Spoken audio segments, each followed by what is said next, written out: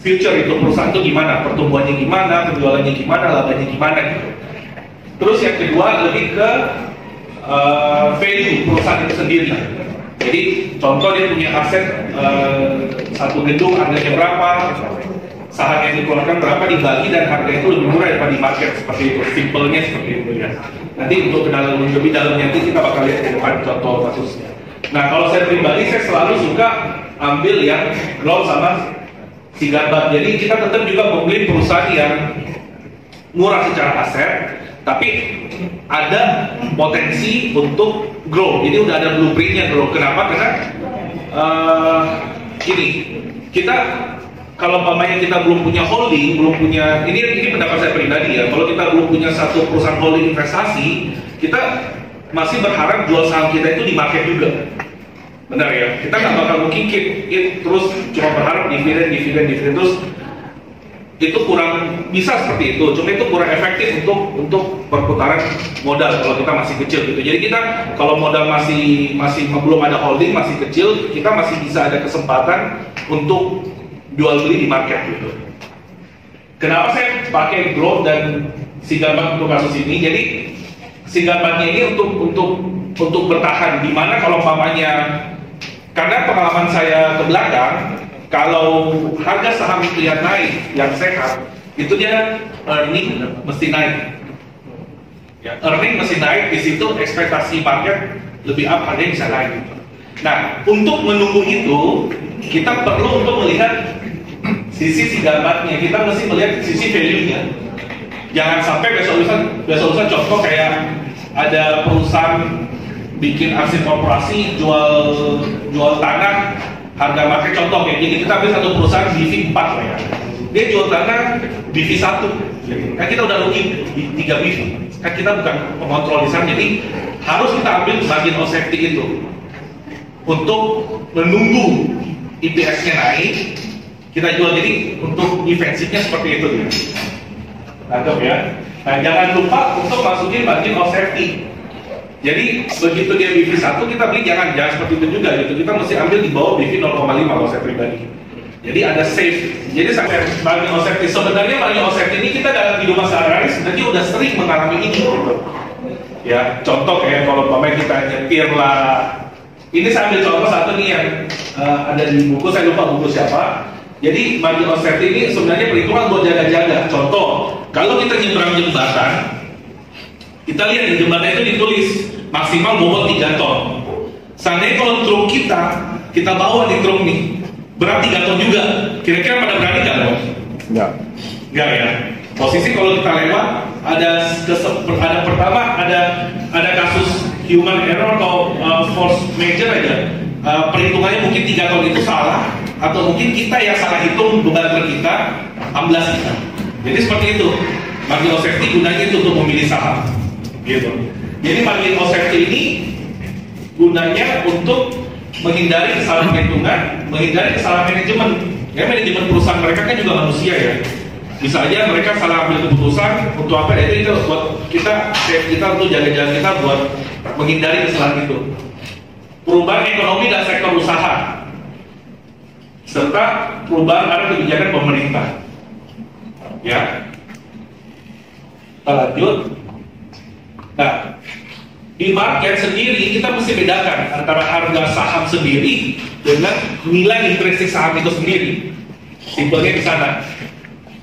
Market sendiri kita biasa bilang mereka itu Mr. Market. Ya, jadi orang ini konsep dipopulerkan Benjamin Graham. Jadi Mr. Market ini kebanyakan selalu lebih over maniac dan over pesimis. Jadi pada saat mereka lagi senang jingkrak-jingkrak, mungkin bisa kayak orang gila berani beli harga saham tinggi. Begitu mereka pesimis, depresi banget, mereka bisa jual harga saham itu murah banget gitu. Jadi Mr. Market ini biarkan dia yang melayani kita, jadi kita nggak usah terlalu peduli sama dia gitu. Kita mengambil dia itu cuma untuk pembanding aja dengan nilai intrinsik yang barang yang akan kita beli. Agak ya maksudnya ya. Jadi kita membuat dia tuh membandingkan nilai intrinsik yang kita beli itu mahal atau murah.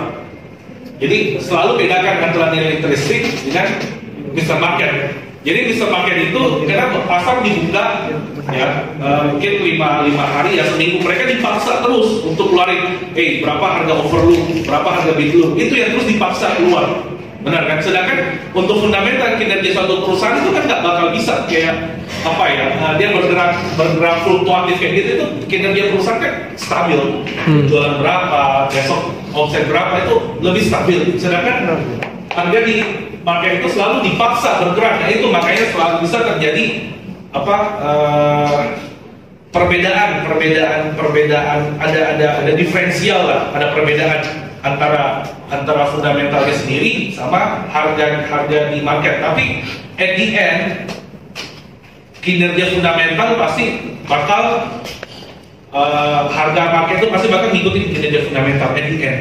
Kita mesti percaya itu dulu satu. Nah, tugas value investor itu sebenarnya cuma menunggu aja. Jadi pas mau beli, kita lihat nih perusahaan bagus, fundamental oke, harga belum cocok, nunggu. Jadi udah nunggu, udah beli, simpen, nunggu lagi, gitu kan. Udah nunggu, harga udah pas, mau jual pun nunggu juga, ada volume juga, nunggu lagi, gitu. Jadi tugas kita itu kebanyakan harus menunggu memang untuk value investor. Jadi menunggu ini the part of the game. Jadi jangan takut menunggu. Menunggu ini bagian dari permainan kita. Fokus ke mikro, jangan ke makro. Makro hanya jadi second opinion. Jadi mikro itu perusahaan itu sendiri. Jadi makro itu penting, tapi jadikan second opinion. Jangan terlalu fokus ke makronya. Karena perusahaan yang bergerak di sektor yang sama pun punya plus dan punya kekuatan dan kelemahan yang beda. Jadi kalau perusahaan itu kita lihat nih, kita beli pasti ada faktor kekuatannya dan pasti ada kelemahannya gitu. Nggak mungkin perusahaan perfect gitu, nggak mungkin, pasti ada kelemahannya. Kita lihat seandainya kalau kelemahannya ini mengancam keberlangsungan perusahaan ini, nah di situ kita bisa mengambil tindakan lagi gitu. Jadi kita mesti melihat benar-benar apa kekuatan dan apa kelemahan perusahaannya itu. Ya, meskipun sama di sektor yang sama itu pasti beda, dia punya kelebihan kekurangannya. Terus satu lagi, kita mesti percaya sama diri sendiri dan memiliki fact. Nah di sini kadang fact ini banyak yang orang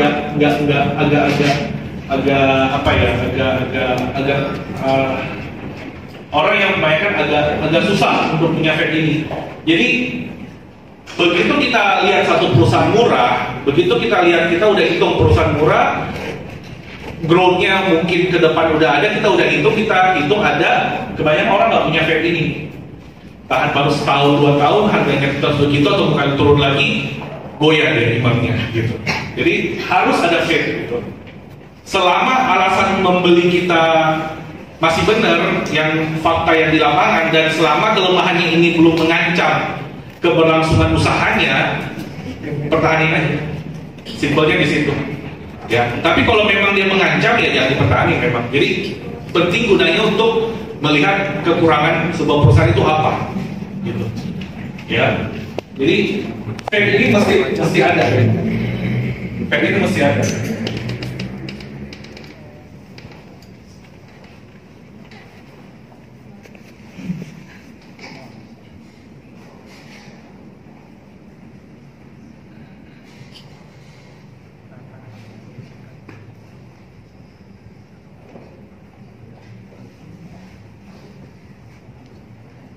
Ya, sampai di sini dulu. Mungkin ada pertanyaan, mungkin konsep ini, karena ini penting buat kedepannya kita bahas. Oh ya, sorry, sebelumnya kita dapat sumbangan nih dari teman kita Pak Harto. Sumbangan buku saya bakal kasih juga teman. Sebenarnya saya anggap mungkin Pak Harto mungkin bukan teman, yang mungkin lebih ke mentor kali Pak ya. Bagi mentor, saya banyak belajar dari dia tentang berhati besar ya, orangnya sangat besar hatinya. Makasih Pak. Ya, kita lanjut ya, 3 pertanyaan pertama dulu yang buat tadi ya. Gimana? Untuk yang tadi 34 ya, bisa dibantu untuk jelasin. Oke. Gitu. Oke, jadi simpelnya gini, perusahaan kan itu ada aset sama liabilities ya. Dikurang aset, kurang liabilities, jadi ekuitas. Kalau minus ya berarti ekuitasnya minus. Nah itu dibagi jumlah sahamnya. Nah itu kurang lebih seperti itu. Tapi kita penting lihat juga asetnya itu kita mesti mesti breakdown juga, mesti lihat juga isi asetnya itu apa gitu. Kira-kira nilainya benar nggak seperti itu? Gitu. Kalau lihat usahakan ambil semuanya aja gitu. Contoh kayak goodwill ya hilangin aja. Simpelnya seperti itu. Oke, untuk yang tadi kan Pak Marwan bilang Iya. perbandingan PV-nya 4 yang perusahaan yang properti tadi ya. Bukan, itu contoh aja itu. Contoh aja. Ya seandainya kalau kita beli perusahaan yang PV 4, terus dia salah satu contoh ada aset tanah. Dia jual dengan harga market dengan PV yang dia tulis itu 1. Kita kan udah beli PV 3 itu. Karena kita tebusin PV 4 gitu. Tapi bukan berarti kita rugi 75% enggak, karena kan aset itu kan cuma salah satu dari komponen aset yang lain. Anggap ya. Diulang pertanyaannya, kedengeran di belakang. Mungkin ada naik lagi satu kali ya. Ya. Pak, ini contoh. Kalau jatuh ke 1 kan berarti kan ini kan dalam laporan keuangan tentu kan kita harus detail gitu. Iya. Terima kasih. Ya. Jadi yang tadi yang BV itu buat jaga sebenarnya, jangan sampai kayak tadi ya perusahaan dia jual asetnya dengan BV itu berarti kita udah lebih rugi BV 3 kan tadi maksudnya itu. Jadi termasuk yang kita mungkin bicara yang tentang ini mungkin agak terlalu cepat tadi Pak. Gak apa-apa. Kalau salah satu dikurangin berarti nilai hasilnya otomatis ada pencoretan Pak dari aktif lancar. Kalau gimana, sorry? Kalau salah satu besar yang ini contoh ini ya. Salah satu contoh yang mana maksudnya? Yang bayar di muka itu Pak. Yang mana? Yang pajak di muka. Yang pajak dibayar di muka. Iya. Yang ini ya contoh ya. Kenapa itu? Ketika dicoret, berarti dapat nilai total aktif aset ancatnya begitu. Oh bukan. Ini contoh di LK ini asetnya semuanya ini Pak ya. Ini total semua aset, cuma kemungkinan waktu pas Q1 2019 ini dia nggak ada pajak yang dibayar di mukanya, karena mungkin dia udah close atau gimana dia udah bayar. Cuma waktu di Desember sebelum ini dia masih ada pajak yang mau dibayar di mukanya. Simpelnya sih itu. Tangkap maksudnya ya.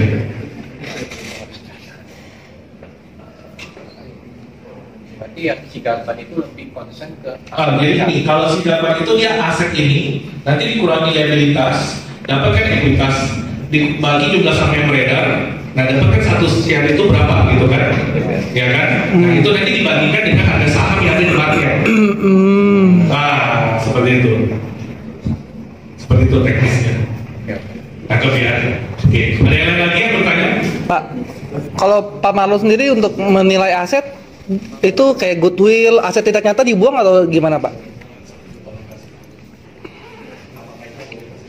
Ya. Istilah teknis. Oh, ya. Kenapa bisa nama Sigarban gitu ya? Book value itu artinya. Jadi maksudnya itu Sigarban. Jadi kenapa bisa ada Sigarban itu Pak? Dulu sejarahnya kalau biasa Bapak kita lihat ada puntung rokok di jalan jatuh, itu Warren Buffett bilang saya masih bisa ambil, Benjamin Graham ya, saya masih bisa ambil, saya bakar, saya masih bisa isap 3 isapan lagi, saya buat, itu free. Nah kalau maksudnya itu barang free gitu. Jadi sama kayak jumlah tadi kalau dia punya PV, book value ya, book value itu 1000 dan market dijual di harga 500, 400, menurut dia itu dia masih bisa isap 3 isapan gitu. Jadi dia bisa keluar lagi mungkin sebelum 1000 memang. PBV. Jadi itu selisih antara market value price-nya itu dengan book value ya Pak? Iya, market price dengan book value lebih rendah dari book value. Jauh lebih rendah dari book value, bisa setengah lebih harusnya. Jadi itu di rasiokan tetap berapa kali gitu Pak? Kalau saya pribadi ngambil biasanya di bawah 0,5 Pak. Jadi 50%. Dengan ekuitas 1000 perak kita beli di harga 500 perak. Jadi uang yang 500 perak ini kita dapat aset 1000 perak, meskipun memang kita nggak kontrol itu ya, karena kan itu kan kita bukan pengguna saham mayoritas kan. Ya, makasih. Boleh.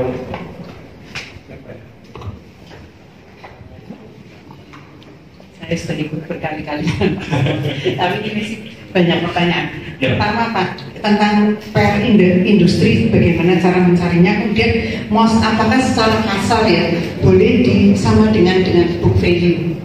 Beda. Yang kedua dulu saya jawab ya. Ya. MOS sama book value itu apa? Dengan apa sorry tadi? Menghitungnya, jadi misalnya MOS 1 itu sama dengan book value 1 itu boleh tidak diperhitungkan? Salah Bu. MOS itu lebih ke persenan Bu. Yeah. Contoh kalau kayak book value dia 500, Yeah. harga saham dia 250 perak. Nah itu MOS-nya itu kita ambil MOS 50% di luar MOS yang kita diskonin aset-asetnya ya. Book value misalnya 500, Aset. kemudian Harga 2,5 di market. harga 250 perak. Ya. Kita bisa bilang itu MOS-nya 50%. 50%. Di Atau luar setengah. Iya, di Sama setengah. Di dengan- luar MOS dari aset yang kita diskon tadi ya. Kayak tadi pertanyaannya persediaan Iya. itu kita diskon lagi sebenarnya. Oh, kalau nanti mau ngitung MOS-nya di diskon lagi? Kalau saya pribadi biasa melihat itu gimana dilikuidasikannya Bu, susah enggaknya. Kalau contoh piutang kan nggak mungkin kita bisa tadi 100% kan. Iya. Pasti ada piutang macet gitu. Jadi ya itu yang pasti kita Oh. kurangi. Iya. Iya. Piutang ya. Oh, ini agak paham. Iya. Terus kemudian mencari per industri apa seluruh, misalnya keuangan, industri seluruh keuangan di koran kontan itu pernya berapa? Pernya berapa? Kemudian kita rata jumlah keuangan di situ atau bagaimana? Oh, maksudnya per yang wajar untuk sektor industri tertentu Iya, gitu. iya. Kalau saya pribadi saya nggak terlalu lihat ya Bu. Oh, Contoh nih, saya kasih contoh. Kita contoh untuk consumer good, biasa orang kan bilang PR-nya harus lebih tinggi, gitu kan. Sedangkan nanti yang saya bawakan ini tentang kedaulatan setia nih. Ini kan lebih ke manufacturing, lebih ke industri. PR-nya jauh lebih rendah daripada iya. consumer good. Tapi jangan salah, dia punya aset, dia punya omset, itu bakal beriringan dengan consumer good karena kan dia packaging. Nah makanya nanti saya bakal bahas ini, cuman ya kembali lagi kalau consumer good itu kan biasa mereka ada merek, ya jadi mereka kasih piutang itu mungkin apa kalau mereknya udah terkenal, supermarket kan nggak berani macam-macam gitu. Kalau dia nggak mau bayar piutang yang cepat bisa diinjak. Kalau kayak gini kan barangnya komoditas gitu.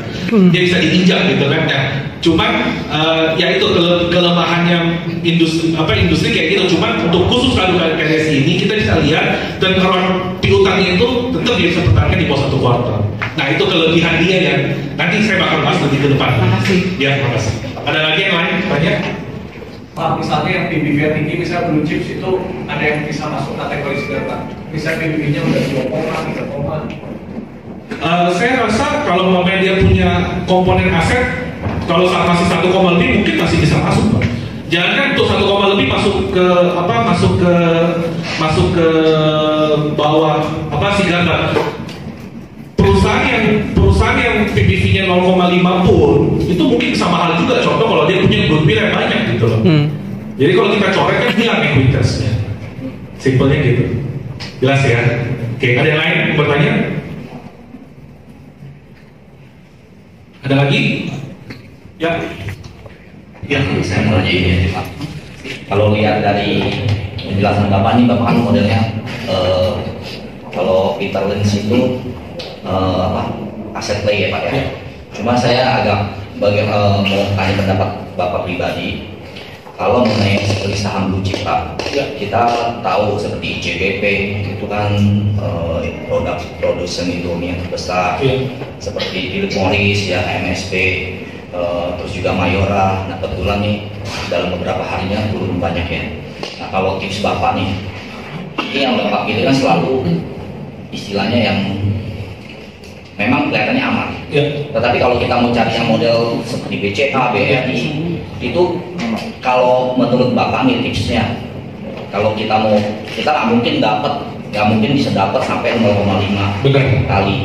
Nah itu kalau berdasarkan pengalaman Bapak, itu kita bisa masuk untuk saham yang kategori super itu seperti BCA, BRI, ICBP, MEO, RR, Unilever. Nah itu menurut Bapak berapa sih sebenarnya price value-nya itu harus kita masuk itu?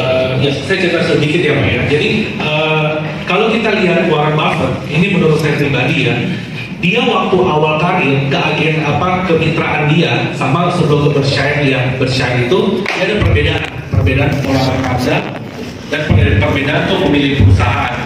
Kalau waktu dulu dia pemegang, ya maksudnya kemitraan itu, dia sama seperti kita berharap pasti keluar dari market. Seperti yang saya bilang tadi, jelas di awal ya, karena bisa harus keluar dari market. Dan dia lebih nggak memperhatikan, kalau umpamanya yang sekarang, dia lebih memperhatikan konsistensi perusahaan itu masih ada nggak 100 tahun ke depan. Karena masalahnya kenapa? Karena masalahnya nggak bakal mau keluar dari market lagi. Jadi dia lebih pilih perusahaan itu tetap ongoing dan di harga yang fair. Makanya kan dia ada bilang ya, lebih bagus membeli perusahaan yang bagus di harga wajar daripada yang perusahaan yang ibaratnya simpelnya itu yang murah, jauh murah tapi perusahaan yang fair gitu kan.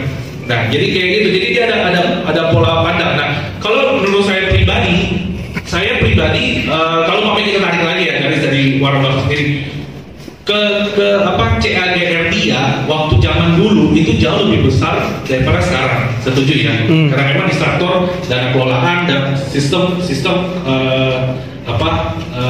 dulu mungkin dia bisa keluar masuk dan dapat hasil yang lebih fantastis. Nah sekarang kita dapat istimewa seperti itu. Jadi saya pribadi kalau berharap bisa kaya dari, maksudnya bisa dapat beggars ya, maksudnya bisa dapat mungkin 5 beggars, 4 beggars ya, itu kita masih pakai harus cara yang kemarin gitu, saya cara WB awal mula-mula. Jadi selalu dapat perusahaan yang second atau third company gitu. Nah cuma kalau Bapak bertanya kira-kira menurut saya berapa wajar PV sama kalau perusahaan yang udah mapan.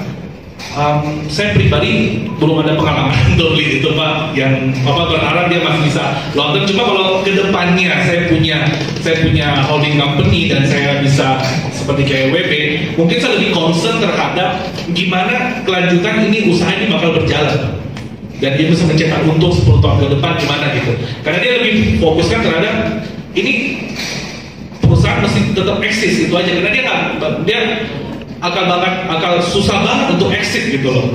Jadi dia mesti fokus karena gimana dia bisa berjalan terus gitu aja yang dia lihat. Tapi perusahaan dengan harga yang mungkin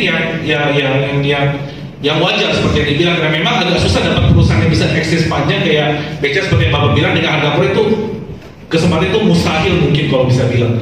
Cuman itu mungkin saya belum sampai ke tahap itu untuk lihat itu dan saya belum punya pengalaman seperti itu. Tapi yang saya